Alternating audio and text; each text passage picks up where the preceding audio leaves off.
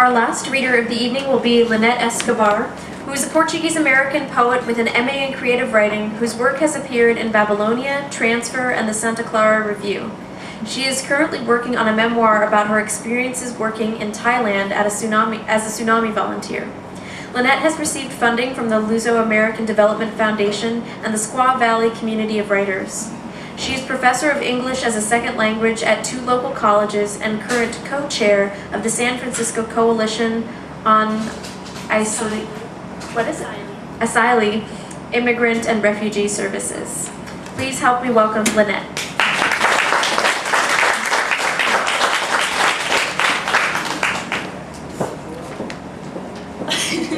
Oh, I'm really nervous. When I was growing up, I thought I was the only Portuguese-American writer in the world, and I didn't imagine a reading like this. This is our first Luso-American reading in San Francisco. Tony, I can't believe I just heard a story about San Leandro. It's pretty amazing. So thank you all for coming. I'm going to read sort of a light piece about the tsunami. It's from my upcoming memoir, which I hope will be the next Eat, Pray, Make Money. It's called Chan Ben Crew. So for months I've been going around with my one Thai sentence, I am teacher. This is helpful on the little buses as I just keep repeating, I am teacher, until they take me to the right school. Who knew there were so many schools between Cowlock and Taquapa? However, it's limiting in conversation and probably fairly confusing. How old are you? I am teacher. Do you want rice with that? I am teacher. Do you have a boyfriend? Accompanied with a semi-rude gesture. I am teacher. So I decided to get serious about learning Thai and went to a Thai lesson. I learned the names of the months and how to say, when is your birthday? I kept reading the phrase to people. No one knew what the hell I was saying. Thai is a tonal language. If you get the tone wrong, it's a completely different word. Take the phrase, my. Said correctly, it means new wood doesn't burn. Of course, all in the tone, but I'm tone deaf. 2 weeks ago, I went to a lesson with a fantastic teacher. She threatened us with a test. I was the biggest Catholic schoolgirl nerd, so this awakened my intense fear of anything less than an A. I made flashcards and got particularly good at 2 sentences. What color do you like? And what food do you like? My most fantastic day was when I went to the lady who sells fried chicken at a stand next to the 7-Eleven.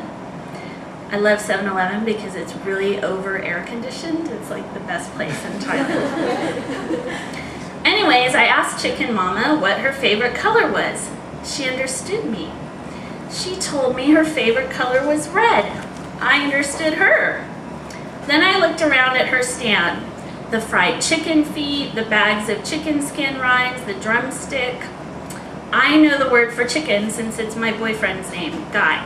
So I asked, what is your favorite food? She answered me in English. Hamburgers and pork chops. I exclaimed in Thai, no chicken? This was met with hilarity all around, and I rode off on my groovy bike, convinced I would get an A on the test and that all the local people would love me and have in-depth conversations with me about their favorite colors. Test day, I arrive at my class, flashcards in hand, and sit in the front row. I've brought along my friend Michelle. This is her first Thai class, so we get going. We learn about questions and opposites. Then we have the test on what we learned that day, not on my flashcard phrases, and Michelle does better than me. I'm convinced it's because she's 23 and I'm 37 and I'm no longer capable of learning languages and I'm a big loser and I'm sad. Then we went to dinner at our local 50-cent restaurant. I asked the lady what is her favorite color and understood yellow. I tell her, I like blue. We laugh. I'm happy again. The next day, I get on a little bus. I am teacher, the municipal school, Ben Yan Yao. It's looking like I will get to my school.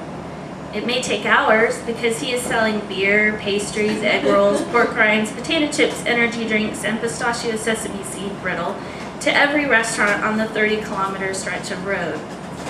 No one else is on my bus. They are on other little buses that keep passing us. I'm hungry but can't remember how to say how much egg roll. An old man gets on my bus. I smile at him. He smiles at me and points to his face smiling and says something. I think he's saying, "You have a beautiful face," or "You have a beautiful smile," or "You have a fat face." But in any case, I think it's some attempt at communication, and I smile back happily. Then he asks me a question, and I say in Thai, "I don't understand, my cow chai." This is another phrase I use daily. He starts naming cities, and I understand he is asking where I live, so I answer.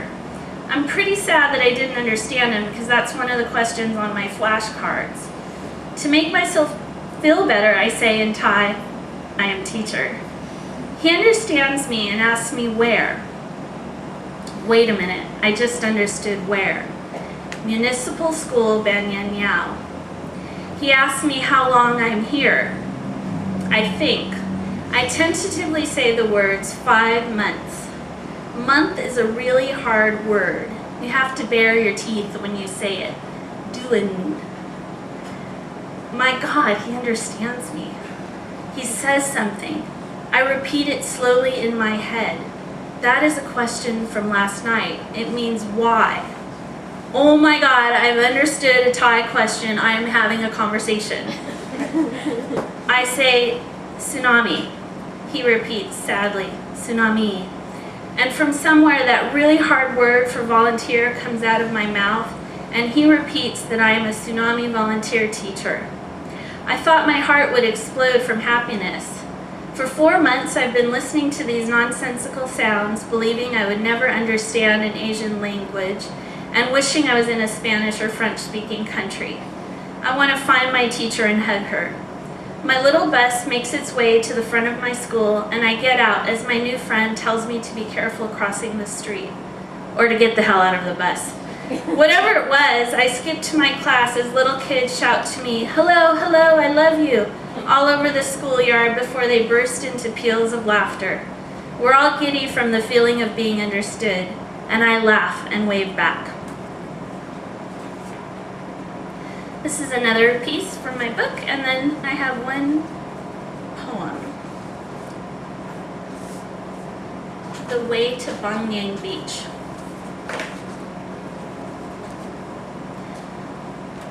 Keep going past the A-frame building that used to be Knox Bar, past 2 7-Elevens, past the quiet part of the road with no businesses and the blonde dog that comes out and barks at you.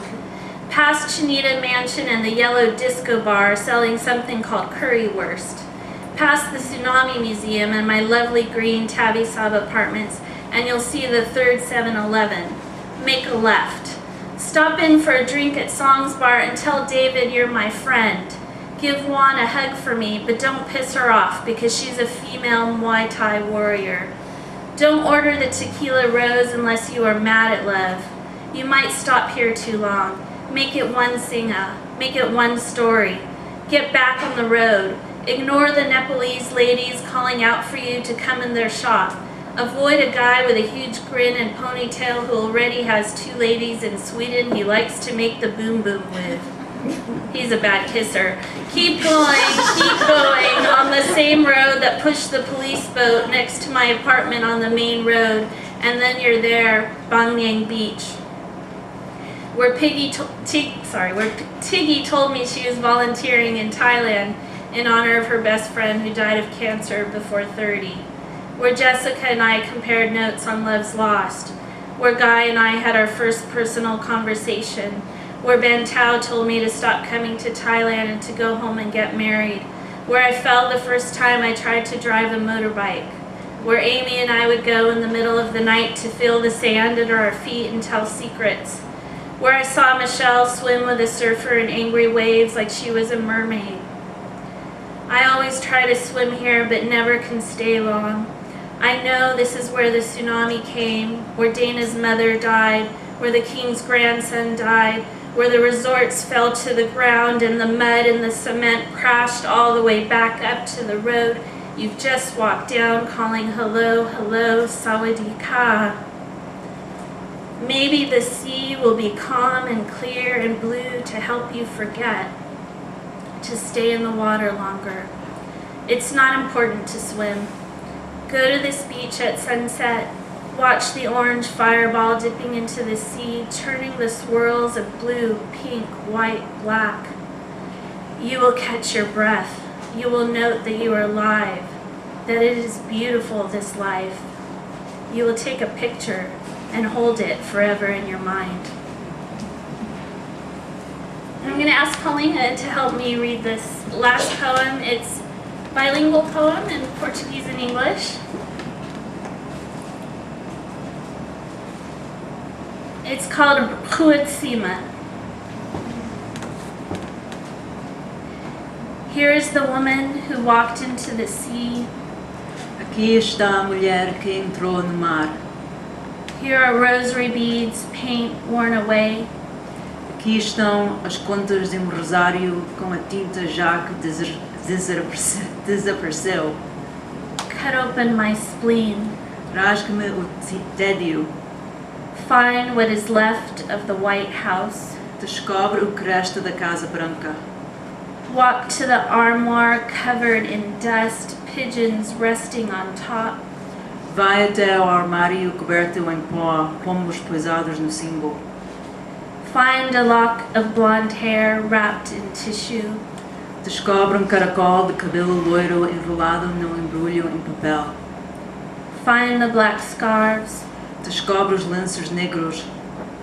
Black as tilled earth, black as bile.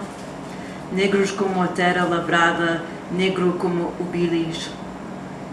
Here's the trunk of a man who never became a priest. Aqui está o tronco de homem que nunca se tornou padre. Here's the trunk of a man who never was a boy. Aqui está o tronco de homem que nunca foi criança. Here are the blue hydrangeas, the belt that beat the children, the green of kale and watery soup. Aqui estão as hortênsias azuis, o cinto que bate nas crianças, o verde da couve na sopa aguada. Here are the women who didn't marry, the men who built bridges, the whale teeth carved into lace. Aqui estão as mulheres que não casaram, os homens que construíram pontes, o dente da baleia talhado em renda. Here are the scales left unbalanced by mud. Aqui estão os pratos de balança desregulados pela lama. A minha casa é sítio onde nunca vivi. Home is a place I've never lived. Encontro-o aqui no meu desassossego. Find it here in my disquiet.